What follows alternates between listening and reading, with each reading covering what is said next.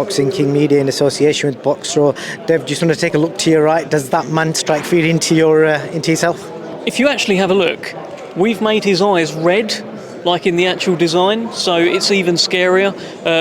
Terrifying bloke, a lovely bloke, lovely, humble, nice guy, but absolutely terrifying. And I think at some point he may well stick it on me. And John Ryder did it a couple of weeks ago.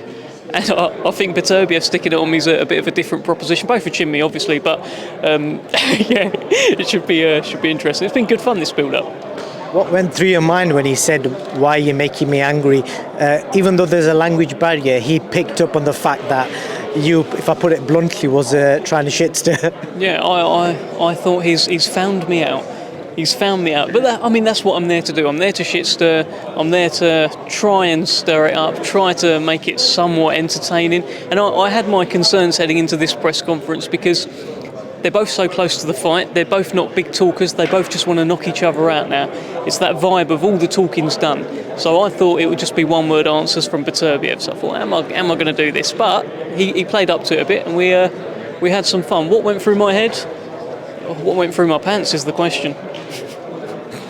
To be fair, I would be as well, because you just saw him kind of turn and he went, "Hang on a minute, why are you trying to make me angry?" He clocked it, didn't he? He knew. Look, and he's seen me too much around the build-up to this fight. He's seen me rocking up at the airport to do an interview where he gave me one-word answers. He's seen me at the launch press conference where, people saying he was frustrated with Anthony Yarde, that's why he punched the table. Maybe he was frustrated with me. Maybe that's the effect I've had on Artur Beterbiev. But if it all adds up to a Yarde win, we're all good, aren't we? I might even title this Dev Sahni's beef with Artur Beterbiev. Oh, please. Goodness me, imagine that, having beef with an unbeaten, unified world light heavyweight champion who's knocked out every man he's ever faced. Bad, isn't it? I know on Twitter you've been out a bit of back and forward with the guys on Top Rank's media team, Evan Cohn named specifically. Obviously a lot of it is banter, but honestly speaking, how much of a chance do you give Anthony Yarde if you can try and be the most neutral Dev you can be? I'd give him every chance in the world. Look, even in percentage terms. Okay, well, is it a 50-50 in your mind?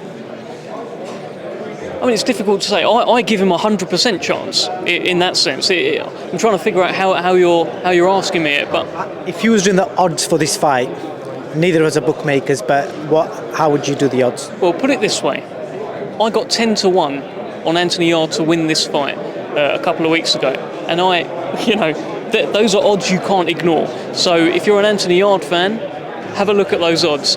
This is a man, right, who has knocked out 22 of his 23 opponents in his wins so far. And you're getting 10-1 on him to win by knockout. He makes a living out of knocking out other human beings. What's Artur Beterbiev? Another human being. So he has got every chance of knocking out Beterbiev. He's just another bloke.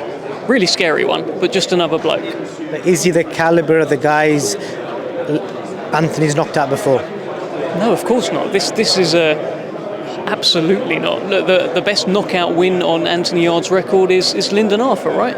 This is a whole different level to that, and nobody saw that coming. Nobody saw it coming, exactly. And he was an underdog. Oh, you got your head jabbed off, all of that stuff from the first fight. He loves it when people write him off. And it just adds to the feeling of victory, and it will be all the more sweeter when he does do it. And with regards to this fight, most people's consensus is that it's not going to go past 6 rounds. Is that what you're thinking as well? We actually had the judges land yesterday. They were turned around. They were sent back. We said, we do not need you, gentlemen. But yeah, I agree with that theory. I think it's a 6-round fight. I think if Artur Beterbiev is standing in front of Anthony Yarde and we start seeing rounds 7, 8, 9, it's not good news for Anthony Yarde. And moving on to the undercard, Moses Atuma's got a lot of attention on him. Do you think he's I know he's only 18, is he mentally going to be able to deal with the criticism online? Because I'm already seeing stuff, he's a hype job, he hasn't done nothing. This is before he's even landed a punch. And no doubt if he rolls this guy over on Saturday, they're going to say, oh, he was a bum. You know the world of social media is like. Is he mentally strong enough to deal with that kind of stuff? I believe he is. He's just turned 18. I mean, last month he was essentially a child, right? But he's just turned 18, and I believe he is mentally strong. And I think if anything does start getting to him. If any of these nasty comments, people are horrible. He's got his older brother there, 4 years older, Carol, who's just the coolest man in the room, calm, and he would. As any older brother would, he'd be giving him brotherly advice. I've heard their dad, I haven't met him, I've heard their dad's a chilled, calm guy as well. And of course they've got Frank and Francis Warren. He has enough hands around him to sort of guide him through it. And he is essentially a child on a man's journey. It's worth mentioning that I found out today that he's got himself a Nike sponsorship, which is, I can't even remember the last fighter to get a Nike sponsorship, which is a statement in itself before he's thrown a punch. It's a big statement, isn't it? I don't think he'll let anything like that get to his head. These are incidental things that are happening. He's had a lot of hype when turning over as a pro. The fact that such a big brand like Nike are ready to get behind him, considering, as you say, he hasn't thrown his first punch, it speaks volumes, it says a lot, but it's important that he doesn't get distracted by it. I don't think he will be. It's important we don't get distracted by it. He's on a mission on Saturday. Get the first win, look good, and go on to become the youngest ever world heavyweight champion. See if he can do it. Just give me one name. I'm going to put you in the spot. Just give me one name. You've got Umar Khan, Khalid Ali, Joshua Frankham. I might have missed a few. Which one of them do you think could potentially stand out from the undercard? Look, I can't just give you one name, but look, obviously the Atalma brothers, they're going to be great fun. I'm looking forward to Carol's first title fight. Did you know, by the way, I think I mentioned it up there, in his 10th fight, he's fighting the same guy that Beterbiev boxed in his 10th fight. I didn't know that. Right, so Beterbiev stopped this guy in 4 rounds, like beat him up kind of thing, had him up and down. And now Carol Atalma, in his very 10th fight, is facing the same guy. I'm excited to see him get his first title. I think Tommy Fletcher's all sorts of problems in the cruiserweight division. If you haven't seen his last knockout, go and have a look at his last knockout, because he put the fella to sleep. It was nice, but also very horrible. Umar Khan's in a fight, by the way. I don't know if you know who he's fighting. He's fighting Sandeep Singh Bhatti. Oh, no way. Yes. I mean, you love him. Yes, he's fighting big man Sandeep. So Sandeep has given all sorts of problems to fighters in the past. Charles Frankham, Isaac Lowe recently at Spurs Stadium, and Sandeep's going to come to fight. And Umar needs to be on it, mate, because Sandeep's coming for a row. I'll tell you that. So Does Umar know you're Team Bhatti, by the way? I think. Well, there's your title, isn't it? There's your title.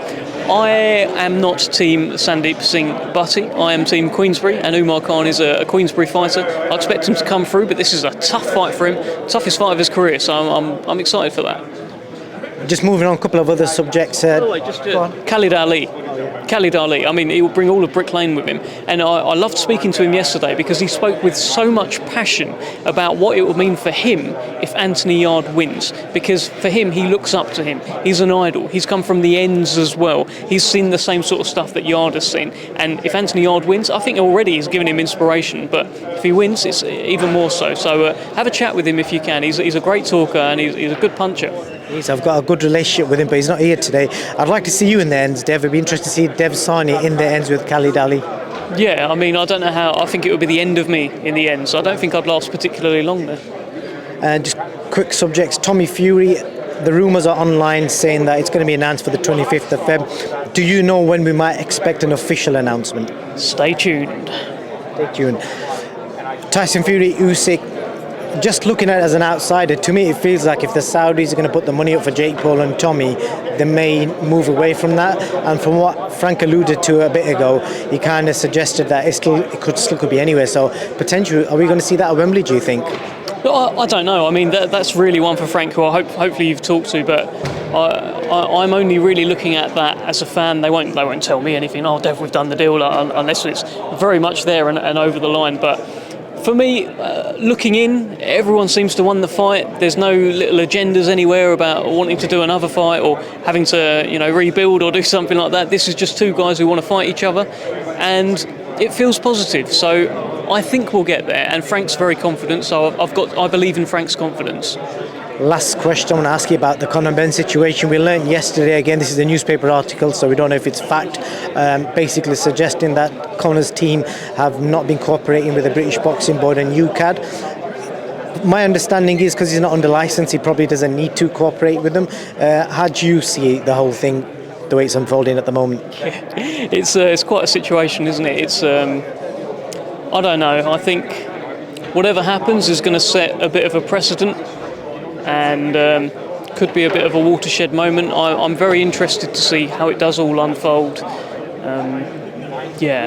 Look, he may well clear his name. Yeah, in which case, great. Everyone just crack on. Nothing to see here. Let's move on. But let's just see. Let's wait for everyone's findings to come out, for the WBC, for UCAD if they're allowed to say anything, for the British board if they're allowed to say anything. Let's wait for everyone to say their final piece before judging. Whilst on that subject, the last question, this is the last one. Tete, do you know if there's any update on Zelani Tete's situation? Because I know Jason Cunningham's just announced he's fighting on the Telford show. You forgot to ask Frank, didn't you? I don't know. I've got no idea, but definitely one for the boss who's here. Dev, thank you for your time.